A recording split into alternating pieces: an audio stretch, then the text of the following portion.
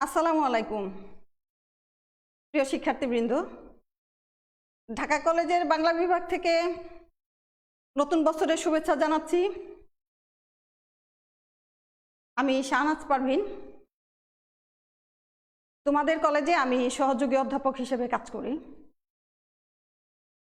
প্রত্যাশা করছি এই পুচকু ভাইরাসকে মোকাবেলা করে তোমরা প্রত্যেকেই ভালো আছো এবং সুস্থ আছো। নতুন বছর, আমাদের নতুন সিলেবাস, শ্রেণী পরীক্ষা, দুই সংক্রান্ত সিলেবাস নিয়ে আমাদের আজকের আলোচনা। তোমরা নিশ্চয়ই জানো এখন যে ক্লাসটি হচ্ছে এটা হচ্ছে বাংলা ক্লাস। তো এখানে আমাদের যে দ্বিতীয় শ্রেণী পরীক্ষার পাঠ্যসূচি রয়েছে, ওই পাঠ্যসূচির অন্তর্ভুক্ত হচ্ছে আমার পথ নামক একটি প্রবন্ধ। প্রবন্ধটি লিখেছেন কাজী নজরুল ইসলাম। আমরা শুরুতেই শ্রেণী পরীক্ষার টোটাল সিলেবাসটা মাথায় রাখব, তারপরে আমরা আস্তে আস্তে সিলেবাসের দিকে ঢুকব। আমি বলেছি যে আমরা আজকে আলোচনা করব আমার পথ প্রবন্ধটি নিয়ে। এটি একটি প্রবন্ধ, এটি একটি প্রবন্ধ জাতীয় রচনা, লিখেছেন কাজী নজরুল ইসলাম। আমরা এই কথাটাও জানি যে কাজী নজরুল ইসলাম একজন বাংলা সাহিত্যের বিখ্যাত লেখক। সাহিত্যের সব শাখায় কাজী নজরুল ইসলামের সমান বিচরণ রয়েছে। তো আমরা যখন কবিতা পড়ব এই জিনিসগুলো আমরা একটা খেয়াল করব। শুরুতেই এই বিষয়গুলো আমাদের একটা খেয়াল করার বিষয়। আমরা যখন কবিতা পড়ব তখন লেখকের নামের সামনে কবি উপাধিটি ইউজ করব, ব্যবহার করব। আর আমরা যেহেতু আজকে প্রবন্ধ পড়ছি, স্বভাবতই আমরা আমাদের লেখকের নামের পূর্বে প্রাবন্ধিক অথবা লেখক শব্দটি ব্যবহার করব। সাহিত্যের ক্ষেত্রে একটা গুরুত্বপূর্ণ বিষয় হচ্ছে কি, যে আমরা কোন জাতীয় লেখাটি পড়ছি সেটা ভালো করে খেয়াল করা। আমরা লেখার ধরনের উপর লেখকের, সাহিত্যিকের উপাধিটি সবসময় ব্যবহার করব। এই জিনিসটি তোমরা খেয়াল করবা, মনে রাখবা। তাহলে আমাদের আজকের যে বিষয় সেটি হচ্ছে কাজী নজরুল ইসলামের আমার পথ প্রবন্ধ। আচ্ছা, এখানে আমরা যেহেতু প্রবন্ধ শব্দটি ইউজ করছি, ব্যবহার করছি, প্রবন্ধ সম্পর্কিত একটা ধারণা আমরা পূর্বেই নিই। যে আমরা গত সিটি পরীক্ষায় যে আমাদের সিলেবাস ছিল ওইখানে আমরা গল্প পড়েছি অপরিচিতা, আজকে পড়ব প্রবন্ধ। তাহলে গল্প আর প্রবন্ধের মধ্যে পার্থক্যটা কি? শুরুতে আমরা এই জিনিস সম্পর্কে একটু ধারণা নিই হালকা, যে প্রবন্ধ জাতীয় রচনায় লেখকের যুক্তিগ্রাহ্য ভাবনা প্রাধান্য পায়। তাহলে কি আমরা বলবো যে গল্পে কি অযৌক্তিক ভাবনা? না। প্রবন্ধে যে জিনিসটি আমরা খেয়াল করব যে সবসময় লেখক অথবা প্রাবন্ধিক যে তথ্য উপাত্তগুলো ব্যবহার করবে সেগুলো কি হবে? সত্য হতে হবে, সঠিক হতে হবে। গল্পের সঙ্গে প্রবন্ধের যে বেসিক একটা পার্থক্য, যে মূল পার্থক্যটা, সেটা হচ্ছে যে গল্পে কখনো কখনো লেখকের কল্পনা স্থান পেতে পারে, প্রাধান্য পেতে পারে, কিন্তু প্রবন্ধে কখনো লেখকের কল্পনা স্থান পাবে না, প্রাধান্য পাবে না। তো আমাদের আজকের যে বিষয়, আমরা অভিজ্ঞতা শেয়ার করব। আমি কখনো ছাত্রদের পড়াই না, আমি ছাত্রদের সঙ্গে অভিজ্ঞতা বিনিময় করি। আর তোমাদেরকে পড়ানোর মতো সাহসও আমি রাখি না। তোমাদের কলেজে দীর্ঘদিন কাজ করে যে অভিজ্ঞতা আমি সঞ্চয় করেছি সেই অভিজ্ঞতা তোমাদের সঙ্গে শেয়ার করছি। এখন আমরা দেখি যে কাজী নজরুল ইসলামের জীবনীটা, লেখক পরিচিতিটা একটু দেখি। তিনি কত সালে জন্মগ্রহণ করেন আমরা এই বিষয়গুলো একটু খেয়াল করি। আমরা ক্লাসে এই জিনিসগুলো একদম আত্মস্থ করার চেষ্টা করব, মাথায় ঢুকিয়ে ফেলার চেষ্টা করব। এগুলার জন্য আমরা যাতে বাড়তি সময় ব্যয় না করতে হয়। আমি যখন বলবো সঙ্গে সঙ্গে তোমরা মাথায় ঢুকানোর চেষ্টা করবে জিনিসগুলো। কাজী নজরুল ইসলাম, জন্ম 25শে মে 1899 খ্রিস্টাব্দ, বাংলা সন বলছি 11 জ্যৈষ্ঠ 1306 বঙ্গাব্দ। ওনার জন্মস্থান হচ্ছে বর্ধমান জেলার আসানসোল মহকুমার চরুলিয়া গ্রামে। আচ্ছা, এই জিনিসগুলো আমরা আগেও জানি, তারপরেও আবার একটু নতুন করে ঝালাই করে নিচ্ছি। আচ্ছা, এটাও আমরা জানি তার চমৎকার একটা ডাকনাম আছে। ডাকনাম কি? দুখু মিয়া। লেখকের কি থাকে? অনেক সময় ছদ্মনাম থাকে। সৃজনশীল মানুষেরা ছদ্মনাম ব্যবহার করতে পছন্দ করেন। এটা আমরা অধিকাংশ লেখকের ক্ষেত্রেই দেখি, প্রত্যেকেরই কিছু না কিছু ছদ্মনাম থাকে। আমাদের প্রাবন্ধিক কাজী নজরুল ইসলামের একটি ছদ্মনাম রয়েছে, ছদ্মনামটি হচ্ছে ধূমকেতু। আমি যে 3টি লাইন পড়লাম, এখানে বেশ কয়েকটি ইনফরমেশন আছে। এই তথ্যগুলো কি? যে ওনার কত সালে জন্ম, কোথায় জন্ম, এবং ওনার ডাকনাম কি, ছদ্মনাম কি, এই জিনিসগুলো আমরা এখনই মাথার মধ্যে ঢুকিয়ে ফেলবো, যাতে দ্বিতীয়বার এইটা নিয়ে আর চিন্তা করতে না হয়। আচ্ছা, এরপরে আসলো মৃত্যু। উনি 29শে আগস্ট 1976 খ্রিস্টাব্দে মৃত্যুবরণ করেন। কাজী নজরুল ইসলামের পিতার নাম কাজী ফকির আহমদ, মাতার নাম জাহাদা খাতুন। আমরা অনেক সময় এই জিনিসগুলো খেয়াল করে থাকি যে পিতার নামটা মনে থাকে না, আমরা এই জায়গায় ভুল করে ফেলি। এগুলা অধিক গুরুত্ব দিয়ে আমরা দেখব এবং শিখব। আচ্ছা, কাজী নজরুল ইসলাম মূলত কবি হিসাবেই তিনি আমাদের কাছে অধিক পরিচিত। তাহলে যেহেতু তিনি কবি, তিনি বিদ্রোহী কবি, তিনি দ্রোহের কবি, তিনি সাম্যের কবি, তিনি প্রেমের কবি। তারপরও তিনি সাহিত্যের অন্যান্য শাখায় সমান অবদান রেখেছেন। তিনি উপন্যাস লিখেছেন, নাটক লিখেছেন, তার অসংখ্য গান রয়েছে। এখন আমরা দেখব যে তিনি কবিতার জগতে তার বিচরণ, তার কয়টি কাব্যগ্রন্থ রয়েছে এবং বিখ্যাত কাব্যগ্রন্থগুলো কি, তার কাব্যগ্রন্থের সংখ্যা কয়টি, এখান থেকেই মোটামুটি আমরা দেখে নিব। অগ্নিবীণা হচ্ছে তার একটা বিখ্যাত কাব্যগ্রন্থ। বিষের বাঁশি, ভাঙার গান, সাম্যবাদী, সর্বহারা, ফণিমনশ্যাম, জিনজির, সন্ধ্যা, প্রলয় শিখা, দোলন চাপা, ছায়ানট, সিন্ধু হিন্দোল, চক্রবাক। এখানে আমরা কাজী নজরুল ইসলামের বিখ্যাত কয়েকটি কাব্যগ্রন্থ দেখলাম, এবং প্রত্যেকটা কি অসাধারণ নাম, কি চমৎকার নাম। নাম শুনলেই তো নামগুলো মাথায় ঢুকে যাবে, মুখস্থ হয়ে যাবে, তাই না? ওইভাবেই আমরা চেষ্টা করব। আচ্ছা, এরপরে আমরা দেখি যে তিনি কয়টা উপন্যাস লিখেছেন। এখানে কয়েকটা উপন্যাসের কথাও দেখতে পাচ্ছি। বাঁধনহারা, মৃত্যু ক্ষুধা, কুহেলিকা। তিনি লিখেছেন এখানে 3টি উপন্যাস। উপন্যাস কি? বাঁধনহারা, মৃত্যু ক্ষুধা, কুহেলিকা। ওনার গল্প রয়েছে ব্যথার দান, রিক্তের বেদন, শিউলিমালা, জিনের বাচ্চা। তাহলে আমরা গল্প থেকে উপন্যাসগুলোকে আলাদা করে শেখার চেষ্টা করি। উপন্যাস হচ্ছে এখানে আমরা 3টা দেখতে পাচ্ছি, বাঁধনহারা, মৃত্যু ক্ষুধা, কুহেলিকা। আর গল্প হচ্ছে ব্যথার দান, রিক্তের বেদন, শিউলিমালা, জিনের বাচ্চা। নাটক দেখতে পাচ্ছি 3টা, ঝিলিমিলি, আলেয়া, পুতুলের বিয়ে। এই হচ্ছে আমাদের লেখকের মোটামুটি জীবন। এখানে আমরা সংক্ষিপ্ত আকারে তার কর্মময় জীবনটাও দেখলাম, তার কাজগুলো আমরা দেখলাম। আচ্ছা, এরপরে আমরা মূল প্রবন্ধে আসি।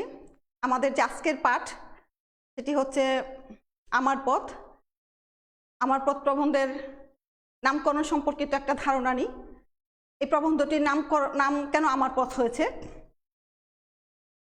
প্রতিটা নামের পিছনে কি থাকে? একটা বিশেষত্ব থাকে, একটা সুন্দর অর্থ থাকে, বা একটা উদ্দেশ্য থাকে যে এইটার নাম এমন কেন, ইত্যাদি। এই প্রবন্ধটার নাম আমার পথ কেন? একটা স্বাভাবিক প্রশ্ন তোমাদের মনে আসতেই পারে যে এই প্রবন্ধটির নাম আমার পথ কেন দেওয়া হলো। আচ্ছা, সত্য ও কল্যাণের পথকেই কাজী নজরুল ইসলাম আমার পথ বলেছেন। এটা কার পথ? এটা কাজী নজরুল ইসলামের পথ। তিনি কেন বলেছেন? যে তিনি সত্য এবং কল্যাণের পথকেই তিনি বেছে নিয়েছেন এবং ওই পথকেই তিনি তার পথ বলেছেন। আচ্ছা, অসত্য, অন্যায়, ভণ্ডামি, সাম্প্রদায়িকতাকে তিনি কোনোভাবেই মানতে চান না। তিনি কি মানতে চান না? অসত্য, অন্যায় এবং ভণ্ডামি। সঙ্গে কি রয়েছে? সাম্প্রদায়িকতাও রয়েছে। সাম্প্রদায়িক বিষয়টিকেও তিনি মানতে চান না। একটু আগে আমি যে কথা বললাম যে তিনি দ্রোহের কবি, তিনি সাম্যের কবি, তিনি প্রেমের কবি। যেহেতু তিনি সাম্যের কবি, যেহেতু তিনি সাম্যবাদের লেখক, সুতরাং তিনি সাম্প্রদায়িকতাকে মানবেন না। এটাই খুব স্বাভাবিক একটা বিষয়। তার লেখায়, তার আচরণে, তার কর্মে আমরা সর্বত্রই একজন অসাম্প্রদায়িক নজরুলকে দেখে থাকি। তিনি দেশের মানুষকে সত্যের পথে নিয়ে এসে আত্মশক্তিতে বলীয়ান করে স্বাধীন জাতিসত্তার জয় ঘোষণা করার প্রত্যয় ব্যক্ত করেছেন। তিনি কি প্রত্যয় ব্যক্ত করেছেন? যে দেশের সমস্ত মানুষকে কোথায় আনতে হবে? সত্যের পথে আনতে হবে, এক জায়গায় আনতে হবে, নীতিগতভাবে এক পয়েন্টে দাঁড়িয়ে তারপরে তিনি সবাইকে আত্মশক্তিতে বলীয়ান করার চেষ্টা করেছেন এবং একটা স্বাধীন জাতিসত্তার জয় ঘোষণা করার প্রত্যয় ব্যক্ত করেছেন। আচ্ছা, এই প্রবন্ধটি পড়লে আমরা কি কি জিনিস জানতে পারবো বা এটা পড়ার উদ্দেশ্যটা কি? প্রতিটা কাজের পিছনে একটা কি থাকে? একটা সুনির্দিষ্ট লক্ষ্য এবং উদ্দেশ্য থাকে। আমরা এখানে এতটা সময় নষ্ট করে আসছি, সময়, শ্রম, অর্থ ব্যয় করে আসছি কি জন্য? কিছু না কিছু একটা উদ্দেশ্য নিয়ে। তাহলে এই যে প্রবন্ধটা পড়ব, এটার পিছনে আমাদের কি উদ্দেশ্য? এখানে 4টা পয়েন্ট দেওয়া আছে, আমরা পয়েন্টগুলো একটু দেখি। আমার পথ প্রবন্ধ অনুসরণে নজরুলের ধর্মীয় চেতনা সম্পর্কে আমরা ব্যাখ্যা করতে পারব। যখন এই প্রবন্ধটা আমরা মনোযোগ দিয়ে পড়ব, দেখব, তাহলে আমরা আমাদের প্রাবন্ধিকের যে ধর্মীয় চেতনা রয়েছে সেই সম্পর্কিত একটা ব্যাখ্যা আমরা দাঁড় করাতে পারব। নজরুল আমার সত্য বলতে কি বুঝিয়েছেন তা আলোচনা করতে পারব। প্রাবন্ধিক তার সত্য বলতে কি বুঝিয়েছেন সেই সম্পর্কিত একটা ধারণা আমরা নিতে পারব। দেশ উদ্ধার করতে হলে আত্মনির্ভরতার প্রয়োজন কেন হয়? দেশকে স্বাধীন করতে হলে কেন আত্মনির্ভরতার প্রয়োজন হয় সেই সম্পর্কে আমরা লিখতে পারব। আমি যদি আত্মনির্ভর না হতে পারি, আমি নিজেই যদি স্বাধীন না হতে পারি, তাহলে আমরা দেশকে কিভাবে স্বাধীন করব, দেশকে কিভাবে উদ্ধার করব সেই সম্পর্কে আমরা কিছু না কিছু ধারণা নিতে পারব। আরেকটা বিষয়, সবচেয়ে বড় যে বিষয়টা হচ্ছে মানব ধর্মই যে সবচেয়ে বড় ধর্ম, প্রবন্ধটির আলোকে তা বিশদ ব্যাখ্যা করতে পারব। আসলে আমরা একটা জিনিস খেয়াল করি বা বলে থাকি যে মানুষ ঘরে ঘরে জন্মায়, কিন্তু মনুষ্যত্ব জন্মায় না। মনুষ্যত্ব কি করতে হয়? আমাদেরকে অর্জন করতে হয়। তো এই প্রবন্ধটিতে সবচাইতে মূল যে বিষয় যে মানব ধর্ম, মানুষের যে বৈষম্য, ভেদাভেদ, এগুলো যদি আমরা ভুলতে পারি তখনই আমরা একজন চমৎকার মানুষ হিসেবে সমাজে আত্মপ্রকাশ করতে পারব। ঢাকা কলেজের ছাত্র হিসাবে আমরা নিজেকে কি করব? মানবিক মানুষ হিসেবে তৈরি করব এবং মানবিক মানুষ হিসেবে নিজেকে তৈরির জন্য, উপস্থাপনের জন্য আমাদের কি কি গুণাবলী অর্জন করতে হবে, আমরা কোন পথে গেলে একজন মানবিক মানুষ হিসেবে, একজন যৌক্তিক মানুষ হিসেবে নিজেকে তৈরি করতে পারবো, আত্মপ্রকাশ করতে পারবো, এই জিনিসগুলো মূলত এই প্রবন্ধে রয়েছে। আচ্ছা, এখন আমরা মূল রচনাটায় আসি। এতক্ষণ আমরা যে কথাগুলো বললাম এগুলা ছিল ভূমিকা। এখন আমরা মূল রচনাটায় দেখি যে আমাদের প্রাবন্ধিক কি বলছেন। অনেক সময় তোমাদের হাতে বই থাকে না বা বইয়ের সঙ্গে কথা মিলাতে গেলে অসুবিধা হয়, সেই কথা চিন্তা করে আমি কিছু মূল রচনার অংশ, টোটাল প্রবন্ধের যে মূল রচনাগুলো রয়েছে সেগুলো আমি তোমাদের সামনে তুলে ধরার চেষ্টা করেছি। আশা করছি তোমাদের কাজে লাগবে। মূল প্রবন্ধটা একটুখানি পড়ি। এখানে প্রাবন্ধিক বলছে আমার কর্ণধার আমি। এখানে কর্ণধার শব্দটি প্রতি আমরা খেয়াল করি। কর্ণধার শব্দের অর্থ হচ্ছে নেতা, পথ প্রদর্শক। আমার পথ দেখাবে আমার সত্য। আমার যাত্রা শুরুর আগে আমি সালাম জানাচ্ছি, নমস্কার করছি আমার সত্যকে। আচ্ছা, এই দুইটা লাইন আমরা দেখি যে লেখক প্রাবন্ধিক বলছে যে আমার কর্ণধার অন্য কেউ না, আমার পথ প্রদর্শক কাউকে আমি মানি না। আমার পথ প্রদর্শক হচ্ছে আমি নিজে, আমি আমার পথ প্রদর্শক। আমরা বর্তমান যে সমাজ ব্যবস্থা দেখে থাকি, সমাজ ব্যবস্থায় কি থাকে, আমরা বড় ভাইয়ের আদর্শকে খেয়াল করি অনেক সময়, যে আমার সামনে বড় ভাই আছে, তার আদর্শে আমি অনুপ্রাণিত হব। কিন্তু না, লেখক মোটেই কাউকে পথ প্রদর্শক মানতে নারাজ। লেখককে, প্রাবন্ধিককে কে পথ দেখাবে? লেখকের সত্য লেখককে পথ দেখাবে, প্রাবন্ধিককে পথ দেখাবে তার সত্য। এখানে যে পরের লাইনটা, আমার যাত্রা শুরুর আগে আমি সালাম জানাচ্ছি। আমরা যখন কোনো ভালো কাজের জন্য যাত্রা করি, যাত্রা শুরু করি, তখন কি করি? গুরুজনকে আমরা সালাম করি না? সালাম করে ঘর থেকে বের হই না? আমরা গুরুজনকে নমস্কার করি না? ঠিক ওরকমই একটা লেখক কোনো ভালো কাজে যখন যাত্রা করবে তখন কি করেছে, যে কাকে নমস্কার করছে? লেখকের নিজের সত্যকে। যে পথ আমার সত্যের বিরোধী সে পথ আর কোনো পথে আমার বিপথ নয়। লেখকের, প্রতিটা লেখকের, প্রতিটা মানুষের, প্রতিটা ব্যক্তির একটা কি থাকে? নিজস্ব জীবন দর্শন থাকে। আমি যে ঢাকা কলেজের ছাত্র, হ্যাঁ, আমি যত ছোটই হই, আমার কি আছে? একটা নিজস্ব জীবন দর্শন আছে। আমরা কি করব?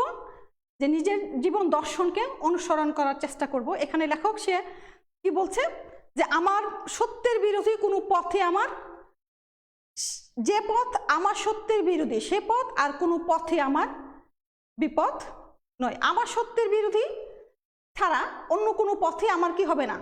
বিপদ হবে না। সবচেয়ে গুরুত্বপূর্ণ কথা, রাজ ভয়, লোক ভয়, কোনো ভয়ে কি করবে না? আমাকে বিপথে নিয়ে যাবে না। অনেক সময় আমরা কি করি? অনেক ভয়েও বিপদগামী হয়ে থাকি। বর্তমান সমাজের ব্যবস্থার দিকে যদি আমরা লক্ষ্য করি, যে আমার কোনো বিপদ হবে, আমি নিজেও এই কাজটা করি, যে ঠিক আছে আমার বিপদ হবে, থাক এই জিনিসটা আমি এড়িয়ে চলে যাই। ভয়টা কিসের? রাজভয়। রাজভয় তো অবশ্যই আছে। আবার পাছে লোকে কিছু বলে, এর জন্য আমরা আজীবন কি করে থাকলাম? পিছনে পড়ে থাকলাম, নিজের মতো করে তো বাঁচতেই পারলাম না, ওই চিন্তায় যে পাছে লোকে কি বলবে, লোকভয়। এখানে আমাদের লেখক আমাদেরকে, তার এই লেখাটা আমাকে ব্যক্তিগতভাবে অনেক বেশি প্রাণিত করে, যে কোনো ভয় কি করবে না, আমাকে অন্য পথে আমার আদর্শ থেকে সরিয়ে নিয়ে যেতে পারবে না। তাহলেই আমরা কি করতে পারবো? আমি যদি সত্যি করে আমার সত্যকে চিনে থাকি, আমার অন্তরে মিথ্যার ভয় না থাকে, তাহলে বাইরের কোনো ভয় আমাকে কি করতে পারবে না? কিছু করতে পারবে না। আমার বুকে যদি সাহস থাকে, আমার ভেতরে যদি সত্য থাকে, তাহলে বাইরের কোনো ভয় আমাকে কি করতে পারবে না? একেবারে ভয় দেখাতে পারবে না। যার ভেতরে ভয় সে বাইরে ভয় পায়। আমি যদি ভেতরে দুর্বল থাকি, আমার ভেতরটা যদি দুর্বল থাকে, তাহলে আমি কি করব? বাইরের ভয়কে অনেক বেশি পাত্তা দেব। আর যদি আমি আমার ভেতরে কোনো দুর্বলতা না থাকে, আমি কি করব না? বাইরের ভয়কে যে আমি কেয়ার করবো, যে না আমার আমার বাইরে কোনো, আমার ভেতরে যেহেতু ভয় নাই, আমার বাইরেও কি থাকবে না, কোনো ভয় থাকবে না। অতএব যে মিথ্যাকে চেনে সে মিছামিছি তাকে ভয়ও করে না। একটা জিনিস আমাদেরকে, আমার মনে হয় তোমাদেরকে একটু স্পষ্ট করা দরকার, যে প্রথমে আমাদেরকে কি করতে হবে, যে সত্য মিথ্যাকে চিনতে হবে।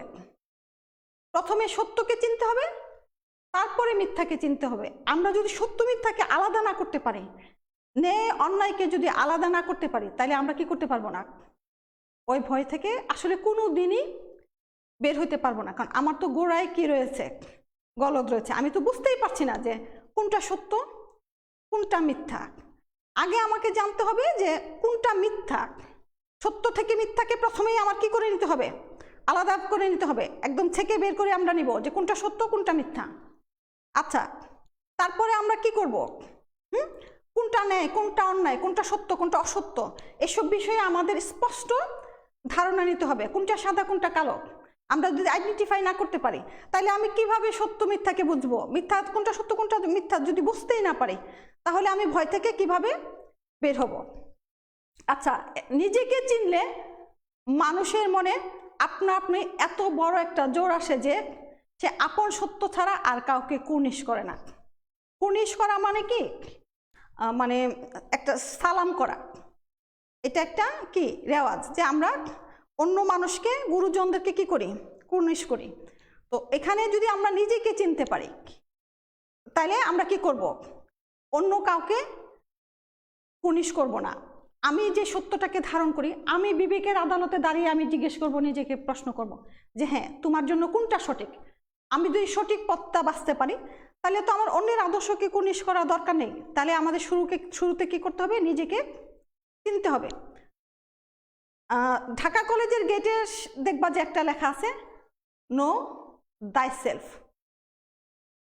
এটা সক্রেটিস বলেছেন। কেন বলেছেন, যে আগে নিজেকে চেনো, আগে নিজেকে জানো। যখন নিজেকে আমরা চিনব, নিজেকে তো যখন জানবো, তখন আমার কি করতে হবে না, অন্যের সত্যকে আদর্শকে আমার লালন করতে হবে না, অন্যকে আমার কুর্নিশ করতে হবে না। অর্থাৎ কেউ তাকে ভয় দেখিয়ে পদানত রাখতে পারে না। আমি যদি আত্মশক্তিতে বলীয়ান হই, ঠিক তখন সেই সময় আমাকে কি করবে না, কেউ আমাকে পদানত করতে পারবে না। এই যে নিজে চেনা, আপনার সত্যকে আপনার গুরু, আপনার পথ প্রদর্শক কান্ডারি বলে জানা, এটা দম্ভ নয়, এটা অহংকার নয়।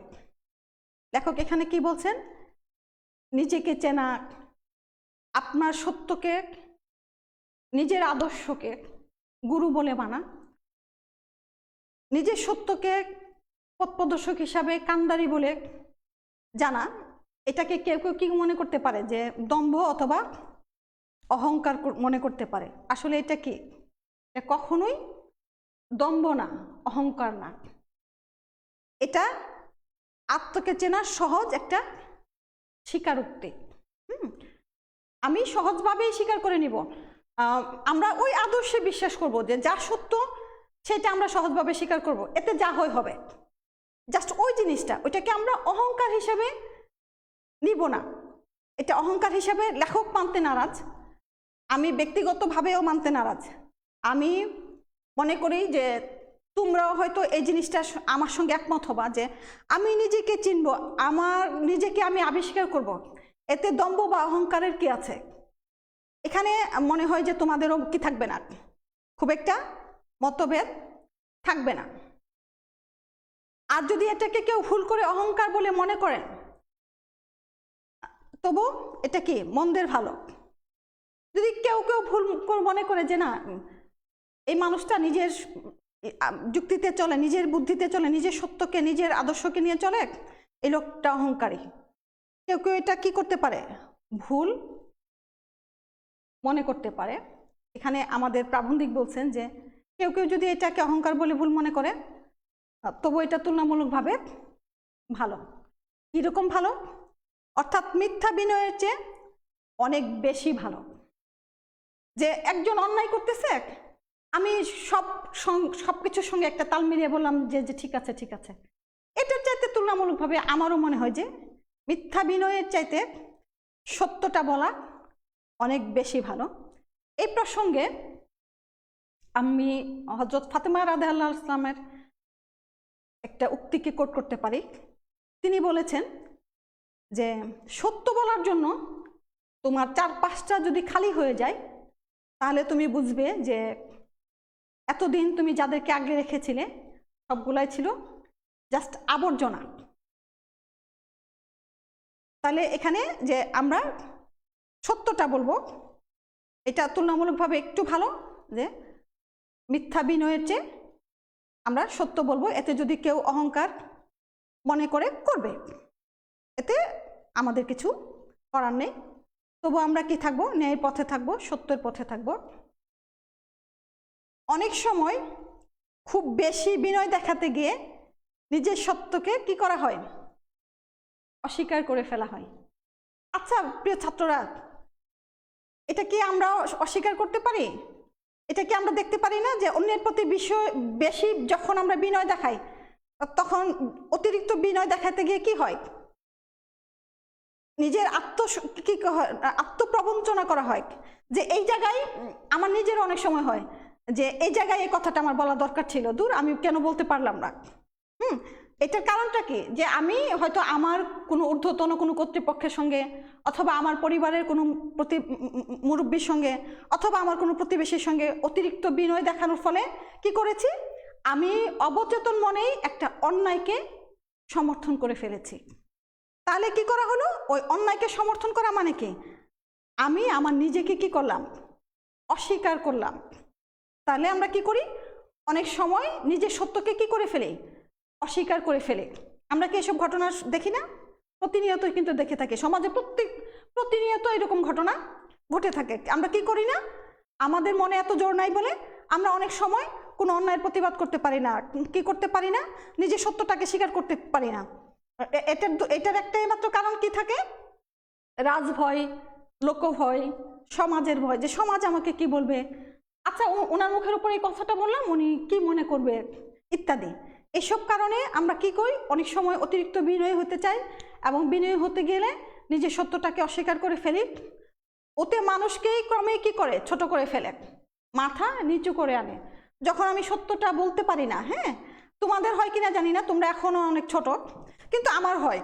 আমার দেখা গেল যে এক জায়গায় আমি আমার একটা সত্য কথা বলা দরকার ছিল, আমি বলতে পারি নাই, তখন কি হয়? সারাদিন ধরে নিজের মধ্যে কেমন জানি একটা অপরাধ বোধ কাজ করে। ঠিক প্রাবন্ধিক ওই কথাটাই বলছেন, কেন জানি মনে হয় যে আমার মনের কথাটাই তিনি বলে ফেলছেন। আমি কি হই? ক্রমেই মনে হয় যে আমি ছোট হয়ে যাচ্ছি, আমার মাথা অনেক নিচু হয়ে যাচ্ছে। কেন আমি এই কথাটা বললাম না? ওইটা তো আমার বলা দরকার ছিল। তো ওই রকম বিনয়ের চেয়ে অহংকারের পৌরুষ অনেক অনেক ভালো। ওইরকম বিনয়ী হওয়ার চাইতে আমার কি হওয়া দরকার? পৌরুষ শব্দটি এখানে ব্যবহার করেছেন। পৌরুষ শব্দটি হচ্ছে তেজ অর্থে ব্যবহৃত হয়েছে এখানে, যে অহংকারের পৌরুষ। পৌরুষ মানে হচ্ছে পুরুষত্ব। তো আমাদের সমাজে কি হয় যে পুরুষরা, আমরা ধরেই নিই যে পুরুষদের পৌরুষ থাকবে, সব কথা বলার সাহস থাকবে। তো সেইটাকে এখানে বলা হয়েছে যে ওইরকম কি করা দরকার? ওইরকম বিনয়ের চেয়ে আমার ওরকম বিনয় হওয়া কোনো দরকার নাই। এর চাইতে আমি কি হব? অনেক বেশি তেজদীপ্ত হব, যাতে আমি সত্যটা সবার সামনে নির্দ্বিধায় বিনা সংকোচে বলতে পারি। সেইটাকে তিনি অনেক অনেক ভালো বলছেন। যে কোনটাকে তিনি ভালো বলছেন? যে ওইরকম বিনয়ের চেয়ে অহংকারের পৌরুষ, ওইরকম বিনয়ী হইতে চায় না, তার চাইতে বরং আমি যদি অহংকারী হই তাহলে আমার জন্য কি হবে? আরো অনেক বেশি বিষয়টা ভালো হবে। আচ্ছা, আমরা এরপরের এটা দেখি, পরের স্লাইডে দেখব যে এটা মূল পাঠ্য বইয়েরই একটা পরের অংশটুকু। হ্যাঁ, অতএব এই অভিশাপ পথের সারথি স্পষ্ট কথা বলাটাকে কেউ যেন অহংকার বা স্পর্ধা বলে ভুল না করেন। আচ্ছা, এখানে আমরা আরেকটা জিনিস দেখি যে অভিশাপ রথের সারথিটা কে? এই জিনিসটা একটু বিস্তারিত ব্যাখ্যা করা দরকার। আমরা একটু শুনি যে রথ তো আমরা চিনি, তাই না? রথ বলতে এখানে বুঝিয়েছে যে বাহন, আর অভিশাপ রথের সারথি সমাজে যখন নতুন কোনো জিনিস নিয়ে কেউ কথা বলতে চায়, তখন যে প্রতিষ্ঠিত যে বিষয়টি আছে এই বিষয়টি নিয়ে অনেকেই সাপান্ত করতে থাকে। আমি একটা উদাহরণ দিয়ে তোমাদেরকে বলি। যখন রাজা রামমোহন রায় সতীদাহ প্রথা নিয়ে কথা তুলছিলেন যে সতীদাহ প্রথা সমাজে চলবে না, সতীদাহ প্রথা বিলুপ্ত করতে হবে, তখন ওই সমাজে যারা ছিলেন তারা প্রত্যেকেই কি বলেছেন যে না, হবে না, গেল সমাজ রসাতলে গেল। তারা কি করছে? ধর্মের বিরুদ্ধে কথা বলছে। তো নতুন কোনো বিষয় নিয়ে কথা বলতে গেলে যে যা সমাজের জন্য মঙ্গলজনক, কল্যাণকর, তখন অন্যান্যরা সমাজের যে প্রতিষ্ঠিত যে কুসংস্কারগুলো রয়েছে ওইগুলার বিরুদ্ধে কোনো কথা বলতে গেলে তখন সবাই মিলে তাকে কি করে? অভিশাপ দেয়। এখানে আমাদের যে লেখক, আমাদের প্রাবন্ধিক নিজেকে কি বলেছেন? যে অভিশাপ পথের সারথি হিসেবে তিনি নিজেকে আখ্যা দিয়েছেন। আচ্ছা, এই অভিশাপ পথের সারথির স্পষ্ট কথা বলাটাকে তিনি নিজেকে কি বলেছেন? যে অভিশাপ পথের সারথি হিসাবে। তিনি যেহেতু অভিশাপ পথের সারথি, তাকে কি করতে হবে? অবশ্যই স্পষ্ট কথা বলতে হবে। সমাজের কল্যাণের জন্য, সমাজের মঙ্গলের জন্য, ভালোর জন্য কাউকে না কাউকে কি করতে হবে? ওই ভয়েসটা রেজ করতে হবে। যখনই নতুন করে কোনো ভয়েস রেজ হয় তখনই সেটাকে কি বলে? অনেকে অহংকার মনে করে, স্পর্ধা বলে, ভুল মনে করে। কিভাবে যে অমুকের ছেলে 2 দিন হয় নাই, 2 দিনের ছেলে, এই যে আমাদেরকে সমাজের আইন শিখায়, নতুন শিখায়। এটাকে তিনি কি বলেছেন? যে অহংকার বা স্পর্ধা বলে যেন কেউ ভুল না করেন।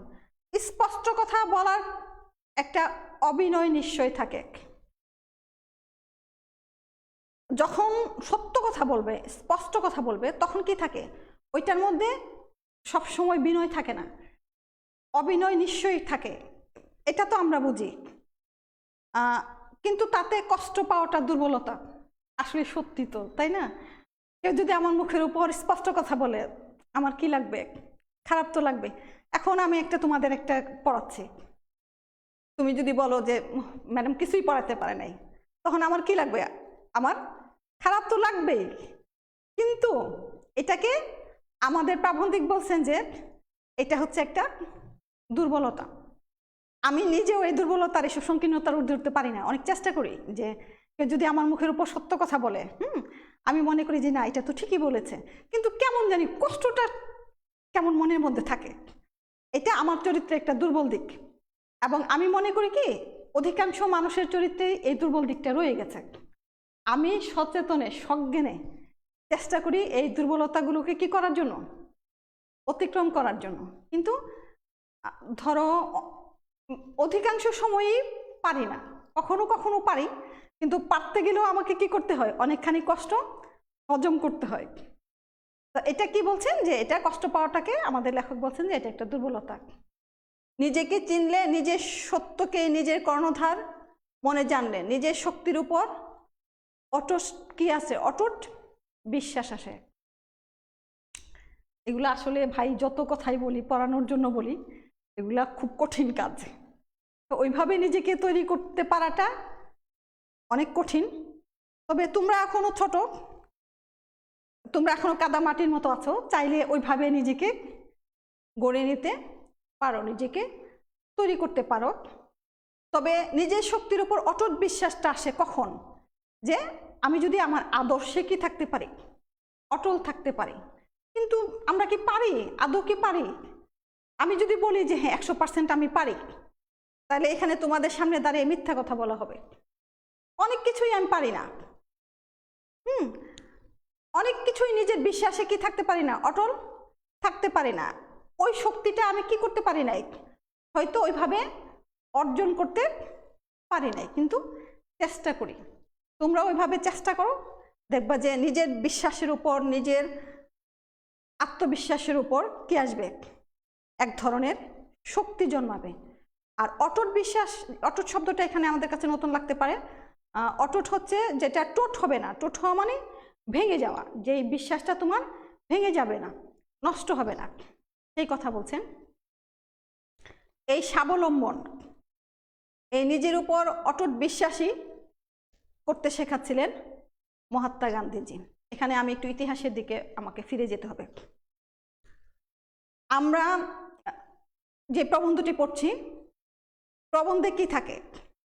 লেখকের যুক্তিগ্রাহ্য ভাবনা থাকে, সঙ্গে থাকে সমাজ, দেশ এবং সমকালীন মানুষের মনন এবং মানসিকতা। এই লেখাটি যখন লিখেছিলেন তখন দেশ ছিল পরাধীন, ব্রিটিশ শাসনের করতলে ছিল দেশ। ব্রিটিশদের নানা অনাচার অত্যাচার কি করতে হয়েছে? গোটা ভারতবাসীকে সহ্য করতে হয়েছে। তখন শুধু তরুণ সমাজ কেন, সমাজের সর্বত্রই সব মানুষের একটাই চাওয়া ছিল যে ব্রিটিশদের এই অনাচার থেকে দেশকে মুক্ত করা। এখন তাহলে সেখানে তখন কে স্বপ্ন দেখাচ্ছিলেন? আর যখনই দেশ পরাধীন থাকে, দেশকে স্বাধীনতার প্রশ্ন আসে, মানে দেশকে স্বাধীন করার জন্য প্রশ্ন আসে, তখন কি হয়? একজন নেতা লাগে, একজন পথ প্রদর্শক লাগে। তিনি এখানে কে দেখাচ্ছিলেন, কে শিখাচ্ছিলেন? মহাত্মা গান্ধীজি। মহাত্মা গান্ধীজি কি শিখাচ্ছিলেন? যে প্রত্যেককে স্বাবলম্বন হওয়ার জন্য। আমি নিজেই যদি স্বাবলম্বী না হতে পারি রে ভাই, আমি দেশ স্বাধীন করব কিভাবে? জাস্ট ওই জিনিসটা মহাত্মা গান্ধী বলতে চেয়েছেন। কিন্তু এখানে আমরা একটা জিনিস ভুল বুঝেছি, কিন্তু আমরা তার কথা বুঝলাম না। আমরা কার কথা বুঝলাম না? মহাত্মা গান্ধীর কথা আমরা বুঝলাম না। কেন বুঝলাম না? আমি আছি এই কথা না বলে সবাই বলতে লাগলাম গান্ধীজি আছেন। এই জায়গাটা একটু ভুল বুঝাবুঝি হয়েছে। ভুল বুঝাবুঝির জায়গাটা তোমাকে ক্লিয়ার করি, তোমাদেরকে একটু স্পষ্ট করি। স্পষ্ট হচ্ছে এরকম যে আমরা প্রতিটা ব্যক্তি, প্রতিটা মানুষ যদি স্বাবলম্বী হই, আমরা সবাই যার যার জায়গা থেকে যদি স্বাধীন হই, তখন কি হবে? তখন দেশটা স্বাধীন হবে। আচ্ছা, আমি আছি মানে আমি আছি। ছোটবেলায় আমরা একটা কত, মানে তোমরা শুনেছো কিনা যে একজন মাস্টার মশাই ছাত্রদেরকে পড়াচ্ছে যে মাই হেড মানে আমার মাথা। আর ছাত্র কি মনে করেছে যে মাই হেড মানে মাস্টারের মাথা। জাস্ট ওই টাইপের ভুলটা এখানে হয়েছে। তোমরা কি বুঝতে পেরেছো? আচ্ছা, তোমরা যদি বুঝতে না পারো আমি আবার বলছি যে গান্ধীজি বলছেন যে আমি আছি। আমি আছি মানে আমি, প্রতিটা ব্যক্তি, প্রতিটা ইউনিট আমরা আলাদা আলাদা করে স্বাবলম্বী হব এবং আমরা প্রত্যেকে আছি কোথায়? দেশের স্বাধীনতার তরে। গান্ধীজি বলছেন ওই কথা যে আমরা প্রত্যেকে আছি, আমি আছি, তুমি আছো, সবাই আছি, তার মানে আমি আছি। আমরা যদি ওইভাবে স্বাবলম্বী হই তাহলে আমরা কি করতে পারবো? দেশকে মুক্ত করতে পারবো। ওই জিনিসটা গান্ধীজি শিখাতে চেয়েছিলেন, কিন্তু আমরা কি বুঝলাম? যে গান্ধীজি আছেন, ওই যে মাই হেড মানে মাস্টারের মাথা, মাই হেড মানে আমার মাথা না। আচ্ছা, তো এখানে আমরা একটা ভুল বুঝলাম। তো এই যে আমরা বুঝলাম যে গান্ধীজি আছেন, গান্ধীজি আমাদেরকে কি করে দিবে?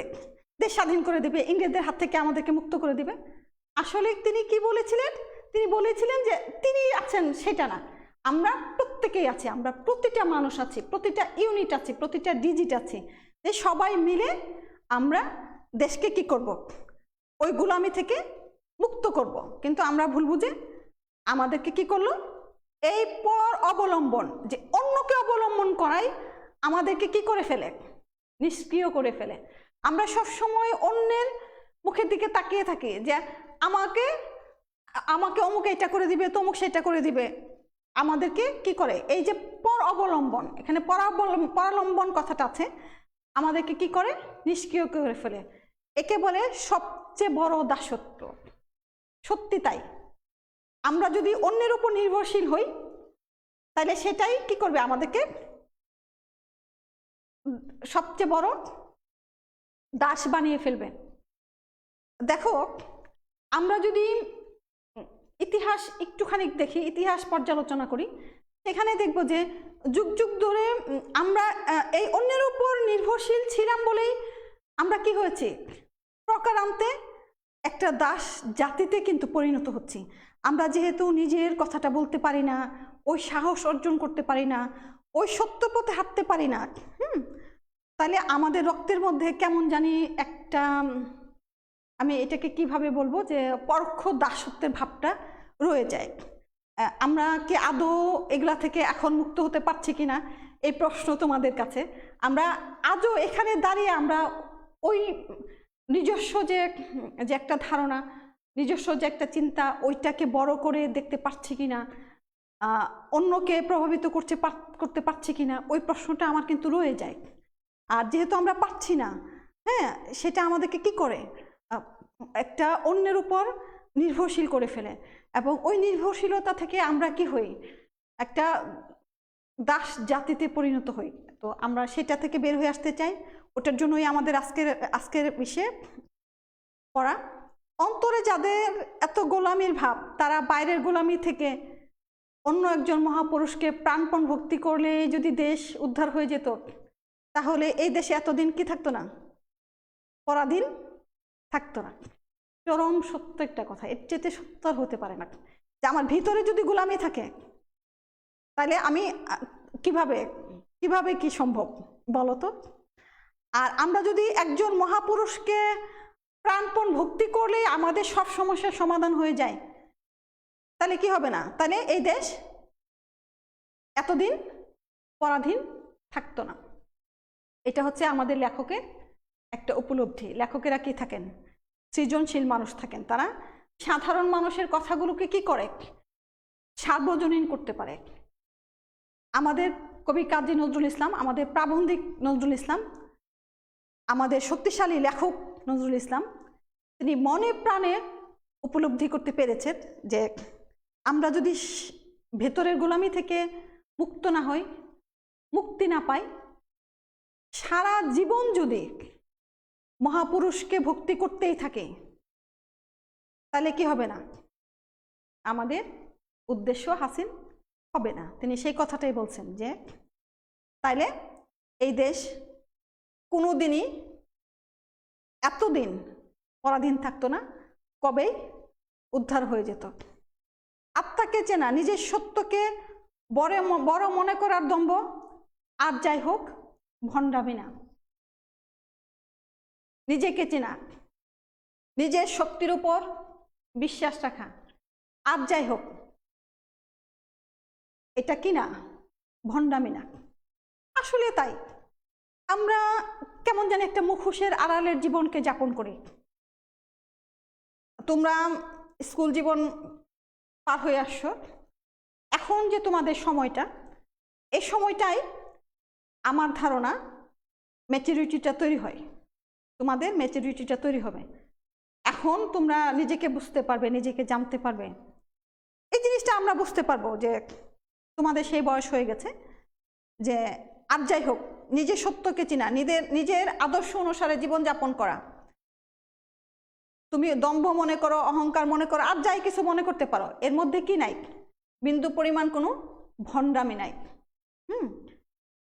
এই দম্ভ শির উঁচু করে, পুরুষ করে, মনে একটা ডোন্ট কেয়ার ভাব আনে। এই অহংকারটা হচ্ছে, অহংকার শব্দটা আমরা সচরাচর নেতিবাচক হিসাবে ব্যবহার করে থাকি, কিন্তু এখানে অহংকার শব্দটা আমাদের জন্য কি না, মানে নেতিবাচক হবে না। এখানে প্রাবন্ধিক দম্ভ শব্দটাকে ইতিবাচক শব্দ হিসেবে ব্যবহার করেছেন। এই দম্ভ আমাদেরকে কি করবে, মাথা উঁচু করে সমাজে বাঁচার একটা পথ দেখাবে, একটা পদ্ধতি শিখাবে।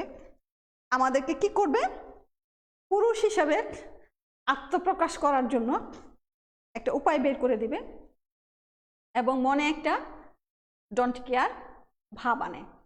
আসলে এই ডোন্ট কেয়ার ভাবটা, এই ডোন্ট কেয়ার শব্দটা আমার মনে হয় প্রাবন্ধিক তোমাদের জন্যই ব্যবহার করেছেন। ঠিক তোমাদের উপযোগী একটা শব্দ, যে সেই সময়টা, তোমাদের যে সময়টা, এই সময়ে একটা ডোন্ট কেয়ার ভাব আনা সম্ভব।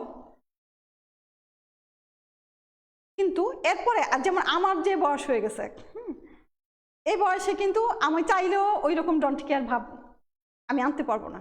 তার জন্য কি দরকার হয়, একটা তারুণ্য দরকার হয়, একটা সময়ের দরকার হয়। ওই সময়টা তোমাদের আছে।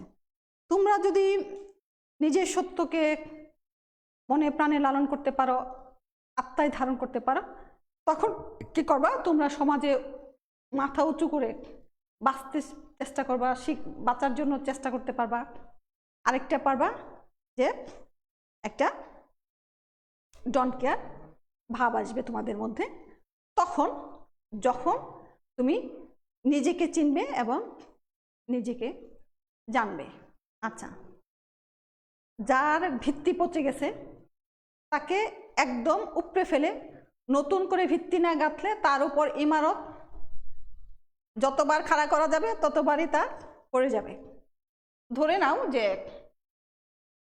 একটা ময়লা ঘর, ঘরটা তোমরা নিশ্চয়ই দেখতে পাচ্ছ না, ময়লা একটা ঘর, এই ঘরের মধ্যে আমি একদম নতুন করে রং করব, তাহলে কি করতে হবে, আমাকে একদম ঘষে মেজে আগে পুরানোকে সরাতে হবে। তো এখানে একটা কথা বলছেন উনি যে যার ভিত্তি পচে গেছে, যদি ভিত্তি পচে যায় সেই ভিতটাকে আমাকে কি করতে হবে, প্রথমে একদম তুলে ফেলতে হবে।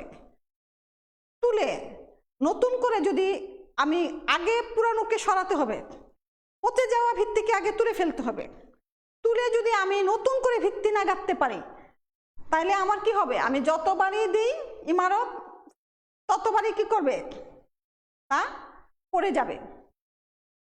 এই প্রসঙ্গে আমি একটা কথা বলতে পারি যে আমাদের সমাজে যে যে অবক্ষয়গুলো দেখি, যে ঘুণে ধরা যে অবস্থানগুলোকে দেখি, এগুলাকে যদি আমরা নির্মূল করতে চাই তাহলে একদম গুড়া থেকে আমাদের তুলে আনতে হবে। যে পচা জায়গাটাকে গুড়া থেকে বের করে ফেলতে হবে, তখন আমরা কি করতে পারবো, আবার নতুন করে যদি শুরু করতে পারি তখন আমরা একটা নতুন কিছুর প্রত্যাশা করতে পারি, নতুনভাবে স্বপ্ন দেখতে পারি। আচ্ছা, দেশের শত্রু, দেশের যা কিছু মিথ্যা ভণ্ডামি মেকি তা দূর করতে প্রয়োজন হবে আগুনের সম্মার্জনা। আচ্ছা, আজকে আমরা এখানে এই ক্লাসটা শেষ করে দিব, কারণ এটা যেহেতু একটা বিশাল প্রবন্ধ, আমাদের আরও 2টা ক্লাস লাগতে পারে। তো এখানে আজকে আমি এখানে শেষ করতেছি যে যারা দেশের শত্রু, দেশের যা কিছু মিথ্যা ভণ্ডামি মেকি, এগুলো দূর করার জন্য কি দরকার, একটা আগুনের ঝান্ডা মানে ঝাড়ু, সম্মার্জনা মানে পরিষ্কার করার একটা যন্ত্র, যে যন্ত্র দিয়ে আমি আমার যা পচা মিথ্যা গলা দুর্গন্ধ এগুলাকে আগে পরিষ্কার করে ফেলব। এই পরিষ্কার করার জন্য আমাদের প্রাবন্ধিক একটা যন্ত্র ব্যবহার করার কথা বলেছেন। যন্ত্রটা কি, আগুনের সম্মার্জনা। সম্মার্জনা হচ্ছে একটা যন্ত্র যেটা দিয়ে ঝাড়ু দিয়ে সব কিছু পরিষ্কার করা যায়। তো আজকে আমরা এই পর্যন্তই শেষ করি। তোমরা সেই পর্যন্ত ভালো থাকো, সুস্থ থাকো, এই প্রত্যাশা রাখছি। এবং আমি যে এই ক্লাসগুলো নিব এগুলো আজকেই তোমরা একটু দেখে ফেলবা, একটু কষ্ট হলেও আজকে যদি দেখে ফেলো তাহলে দেখবা যে জিনিসটা তোমাদের মাথায় ঢুকে গেছে। আর যদি রেখে দাও তাহলে কিন্তু ভুলে যাবা। তো তোমাদের উপর আমার সেই রইল, প্রত্যাশা রইল যে তোমরা আজকের ক্লাসটুকু আজকেই দেখবে এবং দেখে যতটুকু আমাদের রিসিভ করা দরকার, যতটুকু ধারণ করা দরকার ওইটা চেষ্টা করবে। আর তোমাদের কোনো প্রশ্ন থাকলে আমি দেখে নিচ্ছি, আমি নেক্সট ক্লাসে এগুলোর জবাব দেওয়ার চেষ্টা করব। তোমরা ভালো থাকো, সুস্থ থাকো। আল্লাহ হাফেজ।